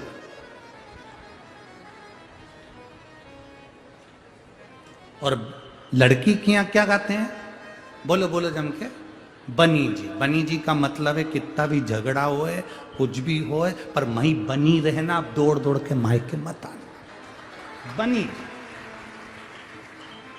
अब बना जी और बनी जी और दोनों में इन्नी बनी तो काय का बना और काय की बनी। दोनों में बने तो समझो कि बना बनी। अब मालूम पड़े बना तो कि मैं इसको निभाऊं नहीं, और यहाँ शास्त्र कह रहा है बना के चलो, बना के चलो। बना जी बना जी बना के चलो। और बनी मतलब बन के बनी रहना, माँ बार बार दौड़ के मायके मत आओ। जरा जरा सी बात में अपना मुंह मत फुलाओ, जरा जरा सी बात में तुम्हें बुरा ना लगे उसका स्मरण करो, बना कर चलो। बहुत बड़ी विडंबना है आज के जमाने में। आज का व्यक्ति दूसरे से बनाकर चल रहा है पर अपने घर वालों से बनाकर नहीं चल रहा, दूसरे से बनाकर चल रहा। पत्नी अपने शंभू पत्नी अपने पति से कह देती है कई बार, तुम्हारे दोस्त को देख लो कितना अच्छा है, 50 काम पड़े रहते हैं पर काम करता है। देखा तुम्हारे दोस्तों को? अब जो पत्नी अपने पति को बता रही है कि तुम्हारे दोस्तों को देख लो, अब उसके घर की पत्नी उसके पति को कह रही तुम्हारे दोस्तों को देख लो। यही होता है, दूर के ढोल सुहावने नजर आते हैं। शिव जी नंदी पर बैठकर समता के भाव में, समानता के भाव में चल रहे हैं। रुद्रगण हो, डाकनी हो, चुड़ैल हो, भूत हो, भयंकर हो, 33 कोटि देवी देवता हो, सबको मेरे महादेव ने सम लिया, सबको सम। तुम्हारे पास में ज्यादा पैसा है तो शंकर जी जल्दी प्रसन्न हो जाएंगे, ये यहां पर नहीं चल। 33 कोटि देवी देवताओं में सारे देवताओं को देख लेना कि भगवान राम को ये चढ़ेगा, भगवान कृष्ण को ये चढ़ेगा, भगवान विष्णु को ये चढ़ेगा, ब्रह्मा जी को ये चढ़ेगा, देवी जी को चुनरी चढ़ेगी, साड़ी चढ़ेगी, सुहाग सामग्री चढ़ेगी, दत्त भगवान को ये चढ़ेगा, तो गुरु महाराज को ये चढ़ेगा, तो उनको ये चढ़ेगा। पर केवल एक शंकर भगवान ऐसे हैं उनके सामने कोई पैसे की बात नहीं है। एक लोटा जल ले जाओ, शिव जी को चढ़ा दो, सारी समस्या का हल। एक लोटा जल। उनको तुम्हारे धन दौलत से मतलब नहीं कि तुम्हारे पास में करोड़ों का धन है तो शंकर जी तुम्हारी जल्दी सुनेंगे, तुम गरीब हो तुम्हारी नहीं सुनेंगे। महादेव महादेव है, वो सबका, उसका नाम पशुपति नाथ, वो सबका।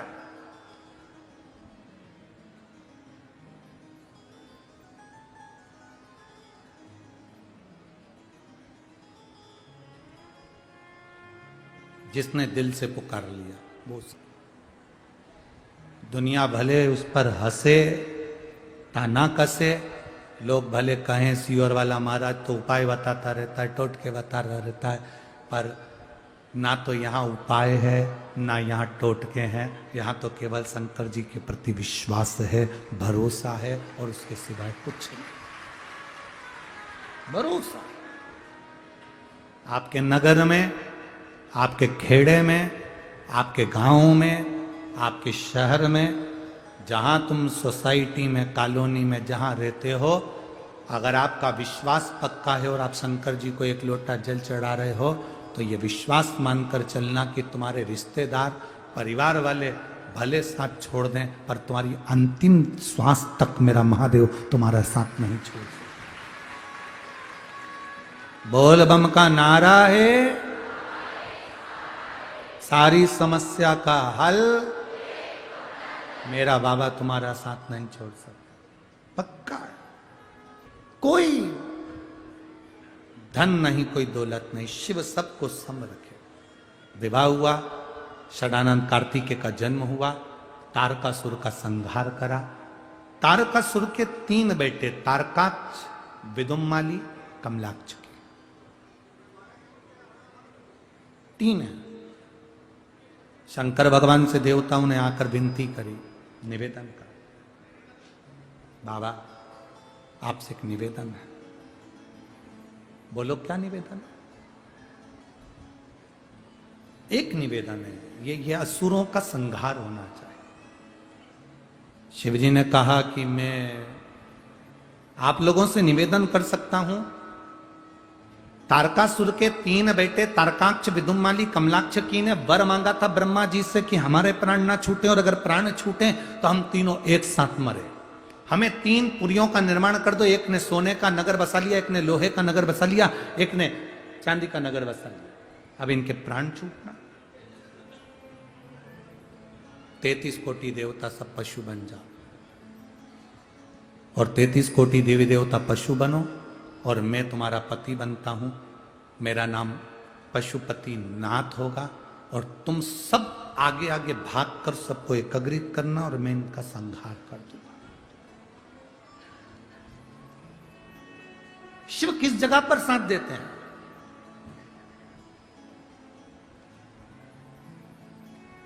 शायद दुनिया के लोग समझ नहीं पाएंगे कि शंकर किस जगह पर साथ देते हैं। आप लोगों ने कथा सुनी होगी,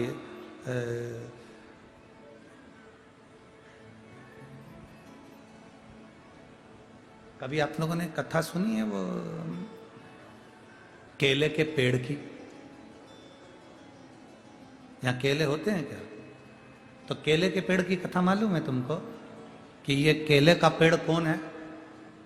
माघ के महीने में लोग इसका पूजन करते हैं, केले के वृक्ष की पूजन करते हैं, बंदरवान में केले के पत्ते लगाते हैं, सत्यनारायण भगवान के पूजन में केले के पत्ते लगाते हैं, शुभ कार्य में केले के पत्तों को लगाया जाता है, केले की बंदरवान लगाई जाती।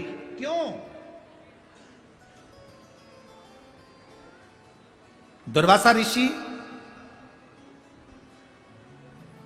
भगवान शिव की भक्ति में लीन रहते थे, भगवान के भजन में लीन रहते थे। उनका क्रोध बड़ा तीव्र था। दुर्वासा बाबा का जो क्रोध था वो बड़ा बड़ा तीव्र था, क्योंकि शिव के क्रोध का एक अवतार है दुर्वासा ऋषि। और दुर्वासा बाबा जब क्रोध में लीन रहते थे, उसी समय पर ऋषि अमरीश की बेटी थी कदली।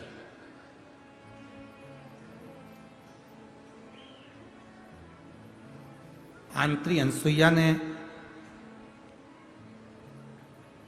ऋषि अमरीश के चरणों में जाकर प्रणाम कर कर कहा कि हमारा बेटा जो दुर्वासा है थोड़ा क्रोध का तीव्र है,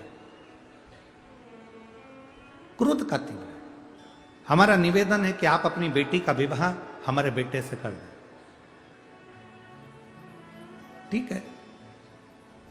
पर ऋषि अमरीश को लगा कि मैं अपनी बेटी कदली का विवाह अगर दुर्वासा ऋषि से कर देता हूं और इसको इतना गुस्सा आता है, इतना क्रोध आता है, तो मेरी बेटी को कितना कष्ट भोगना पड़ेगा, कितना दुख भोगना पड़ेगा।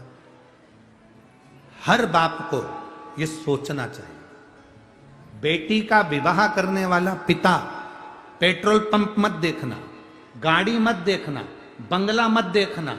लड़का अच्छा हो, अच्छे से मतलब है कि लड़का तुम्हारी बेटी का सम्मान करने वाला हो, तो पेट्रोल पंप भी उसके दरवाजे पर आ ही जाए।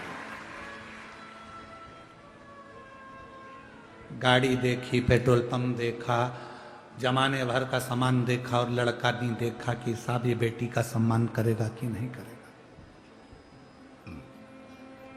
खूब फैक्ट्री है, बंगला है, दौलत है, क्या करेगी बेटी? खाती कितनी रोटी है? तुमने उसका पेट्रोल पंप देखकर शादी कर दी, बंगला देखकर शादी कर दी, तो क्या बेटी रोज पेट्रोल पंप की पेट्रोल से रोटी खाएगी? कि बंगले में सोने की प्लेटें लगी हैं तो प्लेटों को खाएगी? ना ना ना। अगर बेटी को सम्मान ना मिले तो ऐसी जगह पर बेटी का विवाह करना उत्तम नहीं।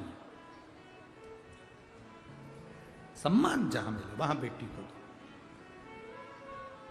अमरीश ऋषि ने आंत्री बाबा से कह दिया मैं दुर्वासा के साथ में बेटी को ब्याह तो दूंगा, पर दुर्वासा को गुस्सा इतना आता है, क्रोध, इतना क्रोध।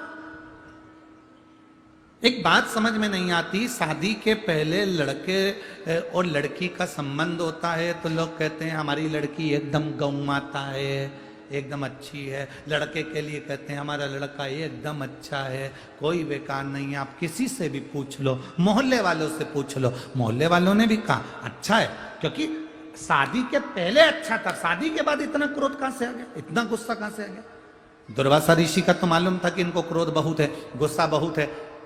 ऋषि अम्बरीश ने शादी करने को तैयारी कर ली, पर उन्होंने कहा दुर्वासा ऋषि से मुझे बात करनी। दुर्वासा ऋषि को बुलाया गया और दुर्वासा बाबा को बुलाकर, दुर्वासा ऋषि को बुलाकर निवेदन करा, मैं अपनी बेटी का विवाह आपके साथ में कर रहा हूं, मेरी बेटी आपके साथ में ब्याह रही है, पर आपको क्रोध बहुत आता है, मेरी बेटी इतना गुस्सा कैसे झेलेगी, मेरी बेटी इतना क्रोध कैसे झेलेगी। राम जी, मेरी बेटी इतना क्रोध कैसे झेल सकती है, आपको क्रोध बहुत आता है, मेरी बेटी गुस्सा कैसे झेलेगी। दुर्वासा ऋषि ने कहा आपकी बेटी 100 गलती करेगी, मैं क्रोध नहीं करूंगा,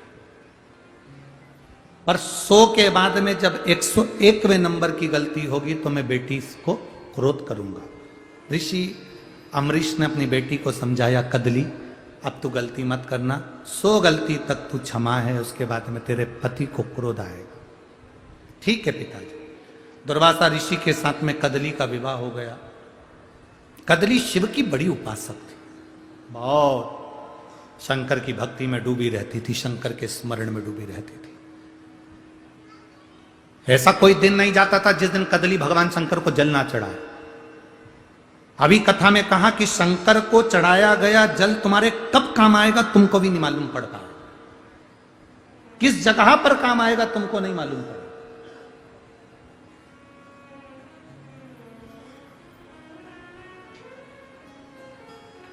यहां पर एक लड़की बैठी है जिसका एक बॉल खराब हो गया था, एक बॉल खराब हुआ तो उसका ऑपरेशन मुंबई में हुआ। जिसने पत्र लिखा होगा, पत्र ढूंढना पड़ेगा, अगर वो बैठी हो तो हाथ हिला सकती है। उसकी बहन का बॉल खराब हो गया था और वो बॉल खराब हुआ, उसका मुंबई में ऑपरेशन हुआ। ऑपरेशन होने के बाद में उसके शरीर ठीक ही नहीं हो पाया और ठीक नहीं हुआ तो दूसरी बार फिर उसके ऑपरेशन की नौबत आ गई तो डॉक्टर ने कहा कि 40 लाख रुपए का खर्चा है। जिसने पत्र लिखा था अगर वो बैठी हो तो हाथ हिला सकती है। डॉक्टर ने कहा 40 लाख रुपए का खर्चा है और पत्र उसने बेटी ने लिखा है तो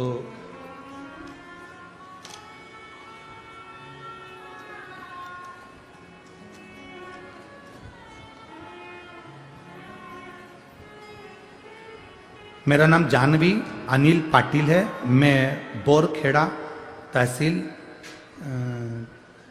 जिला जलगांव 40 गांव की रहने वाली हूं। मेरा मोबाइल नंबर ये है। मेरी बड़ी बहन कल्पना अविनाश पाटिल जो चिंचखेड़ा पांचोरा जिला जलगांव में रहती है, उसका एक बॉल खराब हो गया था। कहीं बैठी हो जिन्हें पत्र लिखा? हाँ ठीक है, दिख गए, हाथ हिला दो एक बार।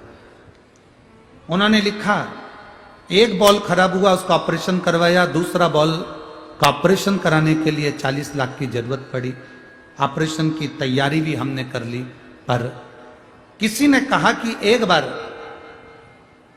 शिव जी पे जल चढ़ाना प्रारंभ करो और शंकर का चढ़ा हुआ जल उसको पिलाना प्रारंभ करो, उसके बाद ऑपरेशन करा लेना। बैठो बहन बैठो।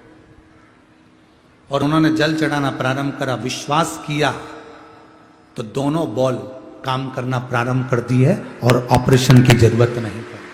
ऑपरेशन की भी जरूरत नहीं। एक विश्वास अपने भीतर। कदली शिव जी की आराधना करती। तुम्हारा चढ़ाया गया जल कब काम आता है, ये कदली की कथा कर रही है। 100 गलतियां कदली कर चुकी थी और कदली गलती, जब एक गलती हुई तो कदली को मालूम था कि 100 गलती माफ करेंगे, तो गलती पर गलती होती गई और दुर्वासा जी माफ करते गए। आज दुर्वासा जी कहीं से आए और उन्होंने अपनी पत्नी से कहा, सुनो कदली, मैं बहुत थका हुआ हूँ, सुबह मुझे जल्दी जगा देना, ब्रह्म मुहूर्त में मुझे अनुष्ठान करना है, मुझे समय पर जगा देना। और कदली से कहकर सो गए। कदली ने कहा ठीक है स्वामी। कदली भी सो गई। कदली की नेत्र ब्रह्म मुहूर्त के पहले खुल चुके थे। कदली आलस के कारण वापिस सो गई। दुर्वासा बाबा जब जागे, सूर्य सिर पर था, क्रोध में आ गए, कदली को श्राप दे दिया। सुन कदली, तेरी 100 गलती मैंने क्षमा करी, पर तूने एक गलती अब 101वें नंबर की हुई है, मैं तुझे श्राप देता हूं कि तू भस्म हो जा। कदली जलकर भस्म हो गई, राख का ढेर बन गई, राख का ढेर।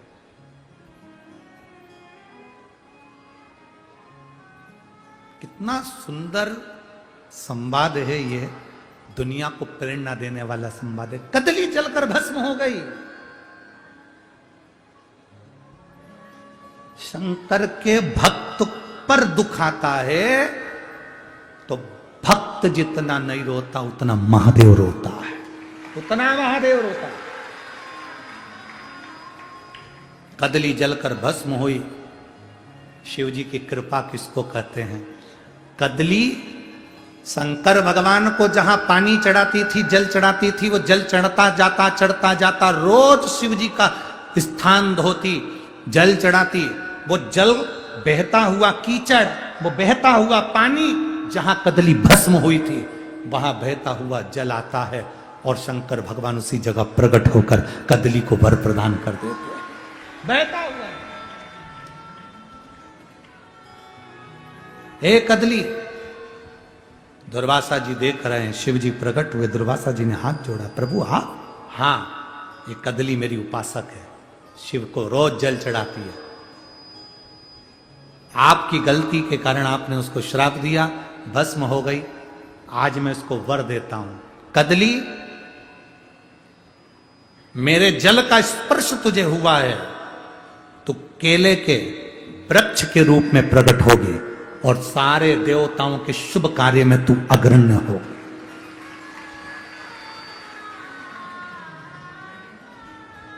घर में शुभ मुहूर्त होगा, केले का खंभ, केले के पत्ते लगाए जाएंगे। 33 कोटि देवी देवताओं की पूजन में, मुहूर्त में, प्रतिष्ठा में, अनुष्ठान में केले के खंभ लगाए जाएंगे।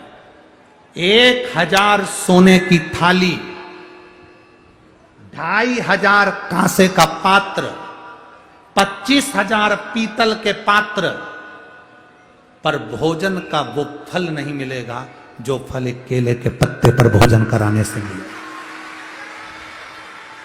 एक केले के पत्ते पर भोजन कराने का फल 1000 सोने की थाली में भोजन कराने के बराबर है। और किस्मत वाले हैं महाराष्ट्र वालों, तुम सब, तुम्हारे क्षेत्र में केले की खेती होती है और केले की सेवा में तुम लगे रहते हो। ये शिव की कृपा। कदली शंकर की वो भक्त है कदली, जो केले के खंभ के रूप में प्रकट हो गई। सुनो कदली, 33 कोटि देवताओं में सत्यनारायण की पूजन, बृहस्पति की पूजन, देवताओं की पूजन तेरे ही पत्तों के, तेरे ही जड़ में, तेरे ही खंभ में हो। कदली स्त्री है, इसलिए केले का जो वृक्ष होता है ना, वो कपड़ों से ढका हुआ होता है, पत्तों से ढका हुआ होता है। हमेशा केले का वृक्ष झुका हुआ होता है, उसमें इतने पत्ते होते हैं कि एक निकालो, दूसरा निकालो, तीसरा निकालो, चौथा, उसके तने में इतने पत्ते लगे रहते हैं। जैसे स्त्री वस्त्र से ढकी हुई होती है, उसी तरह केले का खंभा भी वस्त्र से ढका हुआ होता है। मर्यादा, मर्यादा। आप लोग सत्यनारायण भगवान की पूजन करते, आरती करते, तो उसमें कहते हैं, आरती में गाते हैं,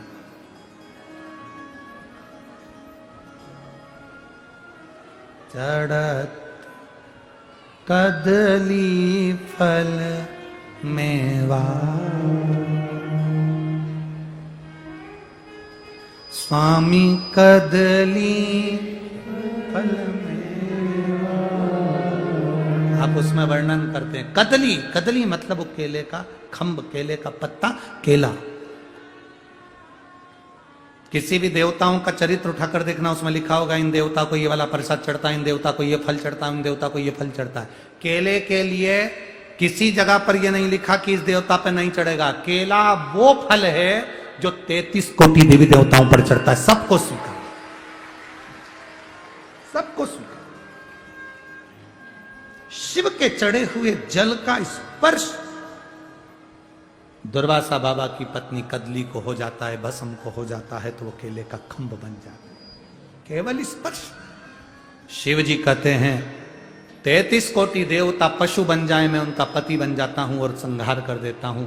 भगवान शंकर पशुपति नाथ बनकर तारकाक्ष, विदुमाली, कमलाक्ष की का संहार कर देते।